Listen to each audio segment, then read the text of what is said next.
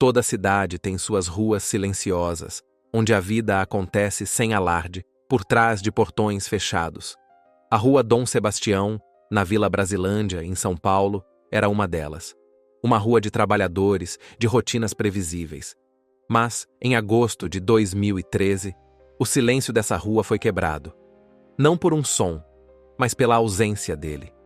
Pelo silêncio mortal que emanava da casa de número 42. Dentro daquela casa, uma família inteira havia sido apagada da existência. E no centro de tudo, um enigma. Um menino, de 13 anos, encontrado morto entre as vítimas. Anos se passaram. Laudos foram escritos. Conclusões foram carimbadas. Mas a verdade parece nunca ter saído daquela casa. Esta é a história de um crime que desafia a lógica e assombra a memória do Brasil. A história da família Pesseguini.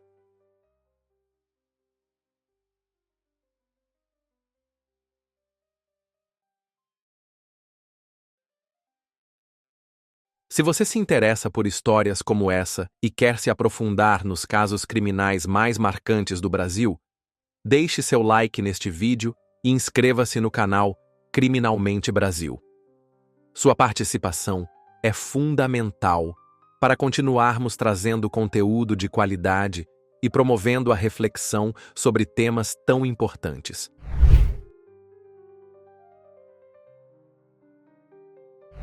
Para entender a tragédia, precisamos primeiro conhecer a fotografia na estante, a imagem de uma família que parecia inabalável.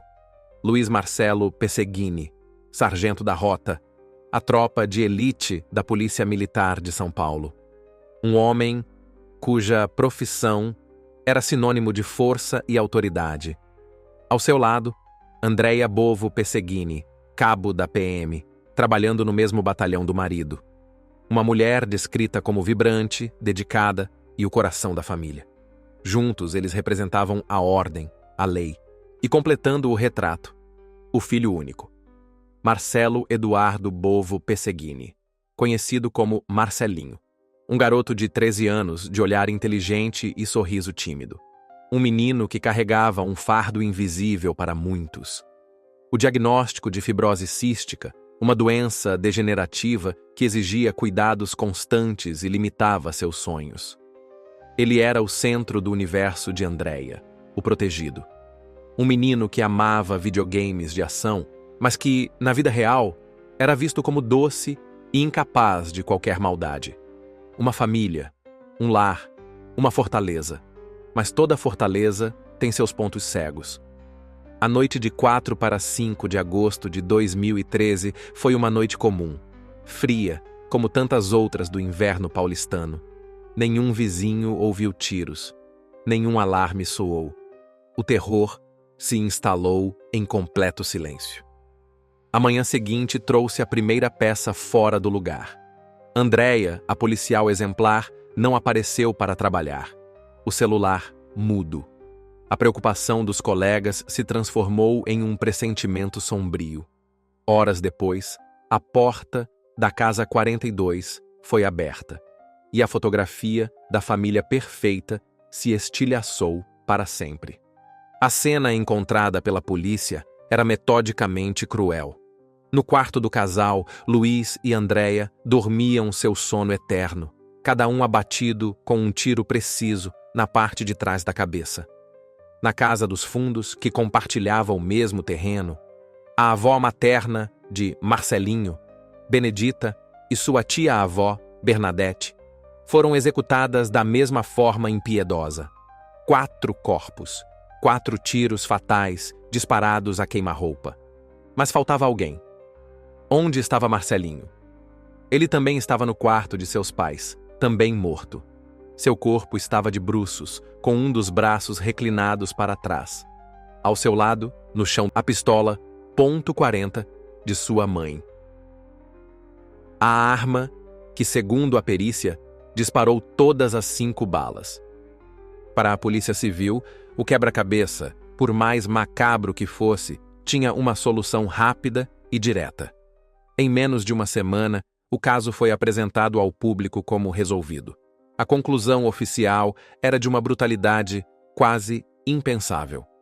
Marcelinho, o menino de 13 anos, havia matado o pai, a mãe, a avó e a tia-avó. A narrativa policial construiu uma linha do tempo assustadora. Após os crimes, o garoto teria pego as chaves do carro, dirigido até a escola e passado o dia como se nada tivesse acontecido. Câmeras de segurança o filmaram saindo de um carro perto do colégio. Um amigo lhe deu carona de volta, descrevendo-o como normal. Ao chegar em casa, confrontado pela carnificina que ele mesmo teria criado, e tirou a própria vida. A motivação? Uma mistura de um fascínio doentio por um massacre escolar e uma suposta fantasia de se tornar um assassino de aluguel. O caso foi encerrado. O autor estava morto. Fim da história. Mas, e se não for o fim? E se essa solução tão rápida e conveniente for apenas a superfície de uma verdade muito mais profunda e perigosa? É aqui que os fatos começam a se desfazer. Primeiro, a arma. A pistola .40. O laudo da perícia foi categórico. Não havia uma única impressão digital de Marcelinho na arma. Como um menino, em um ato de fúria ou premeditação, dispara 5 vezes e não deixa sua marca? Segundo, a pólvora. O exame residuográfico que busca vestígios de disparo nas mãos deu negativo para a mão direita de Marcelinho. Para a esquerda, sua mão dominante, o resultado foi inconclusivo. Peritos afirmam que é quase impossível disparar uma pistola 5 vezes, incluindo um tiro contra a própria cabeça, e não ter as mãos impregnadas de partículas de chumbo, bário e antimônio. Terceiro, a lógica. Marcelinho era canhoto. O tiro foi na têmpora esquerda. A perícia oficial considerou a posição compatível com suicídio, mas é uma posição que desafia a ergonomia e o instinto. E a família materna sempre sustentou uma outra narrativa, uma que a polícia parecia não querer ouvir.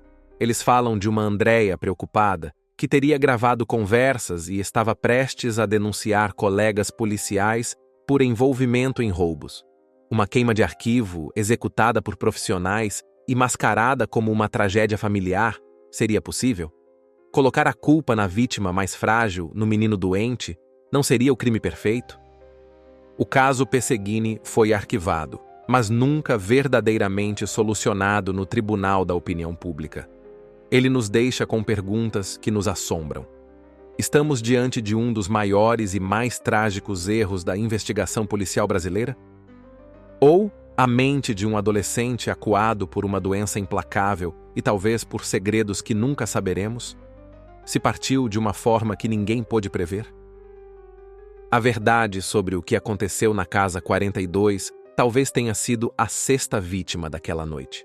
Uma vítima que não foi enterrada, mas que vaga, etérea, entre os fatos e as dúvidas, clamando por uma justiça que talvez nunca chegue.